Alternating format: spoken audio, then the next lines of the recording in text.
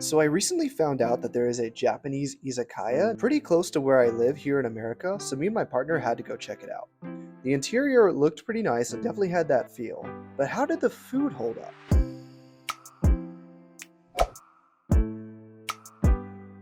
はい、ということでメニューでございます。Alright, guys, this is the menu. Looks like we got lots of traditional Japanese izakaya food, so that's pretty cool. Got some donburi, a lot of sushi. And over here is the kushiyaki menu, so definitely gonna try some of that. Oh yeah, here's some cats down here drinking, having some fun. Some special rolls.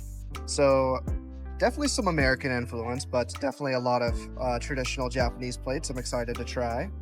Over here, drink menu, we got some Japanese whiskey, Japanese sake. We got some cocktails here, and then here we go, we got the beer. Awesome, draft, Sapporo, and Asahi. That's what we like to see. So got a few Sapporo beers here, always delicious. Ah, so good. And look, some cats in kampai, that's nice. We got some karaage, Japanese fried chicken, and izakaya staple. And we cheers, yeah, kampai, very fun. My girlfriend Megan ordered some beef curry, one of her favorites. And we also got some yakitori here. We got some chicken thigh, pork belly, and shishito pepper. Common yakitori foods. More Sapporo as always. Ah, so good. And we went for some American sushi, spicy tuna roll, shrimp tempura roll, and ended with some matcha tiramisu. So, how was it overall? All right, got some coffee. What'd you think? Got some coffee, yeah. So, I think it definitely, like, the atmosphere was great. I think it definitely, like, hit that, oh, I'm in a Japanese izakaya feeling. The Like, karaage was good. the fried chicken was amazing. Definitely on par with, like, any izakaya I've had. There was nothing wrong with the food quality at all. I think it was all up to par. The chicken on the yakitori was just, like, a little dry for my liking, but it was still really good. They had Sapporo on draft and Asahi, so really good. They had a great sake selection, which, you know, Crazy sake really selection. good sake selection for, it's the most sake I think I've seen in any place in America, honestly. You had the curry. I just didn't think it tasted like Japanese curry. I don't know why. It just didn't taste It didn't the hit same. that, like, level that Japanese curry, like, really gets. It just I didn't thought. taste the same. I don't know why. I couldn't Yeah. pinpoint it. The dessert was great. The matcha tiramisu was Matcha really tiramisu. good. Sushi was Americanized, so it can't really compare. Yeah, the sushi was more of like rolls, which, you know, they don't really have that much in Japan, so it was kind of like more of American sushi. So if you've had American sushi, it was just like that.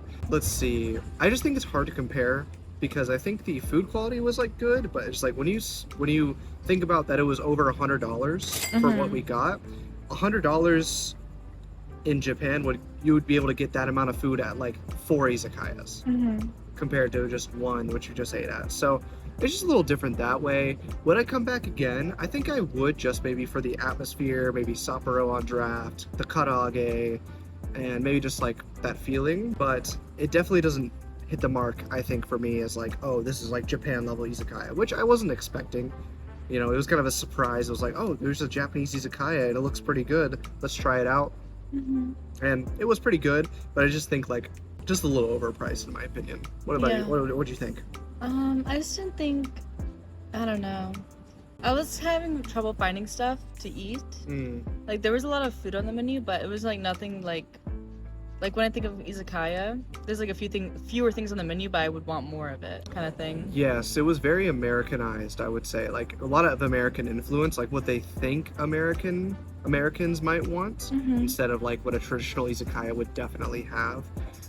The thing that was for me kind of unacceptable was that the chicken thigh was about $5 for only one skewer and only 3 pieces of meat. In Japan, that would have been maybe 200 yen, like $1.50, and just, I don't know. No, I agree. It was definitely really expensive. Yeah, like I had three yakitori skewers, and it was about like $12 for all of that.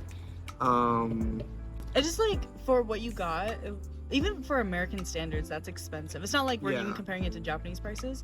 Like literally half a stick of meat for $4 is a lot. For $5 for a yakitori skewer, I was expecting at least like a pretty big, maybe like this long skewer, like almost like a kebab level.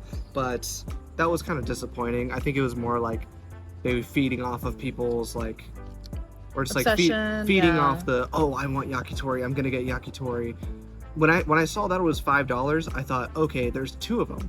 You know, because usually in Japan you pay 200 yen for a chicken thigh, and you come with 2 skewers of chicken thigh, and it's like pretty big, like maybe this big, with like maybe 3 to 5 pieces of chicken thigh, and they're very juicy and very good. But I thought it was a little dry, and the fact that it was $5 for just one stick, I thought that was pretty. It was like half a stick too. Yeah, it was like half a stick. I think that was pretty lame. I'm gonna be honest with that.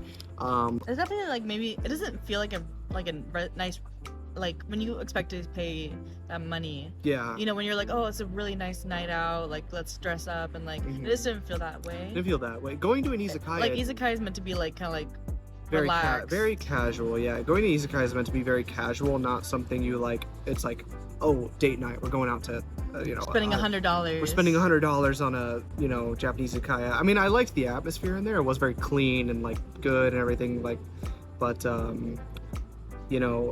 obviously I didn't go in expecting it to be to that level, but I think for the prices that they're charging, I think it should at least hit that level as like a middle of the pack izakaya. And I don't know if all izakayas have ramen.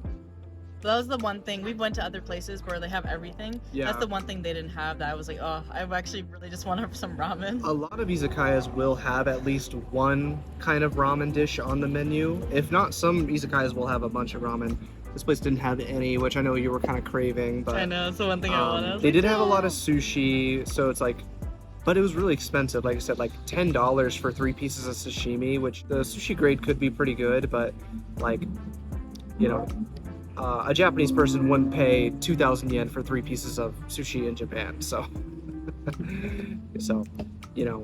it definitely didn't hit the mark in that area. It wasn't bad. It's just like, I just think it was a little overpriced. That's the only thing. So a Japanese izakaya in America, did it live up to Japanese standards? Of course it didn't, but I didn't really expect that going in. It was good. It kind of hit that fix for me. It's like, oh, like draft Sapporo, yakitori skewers, but just not for the price.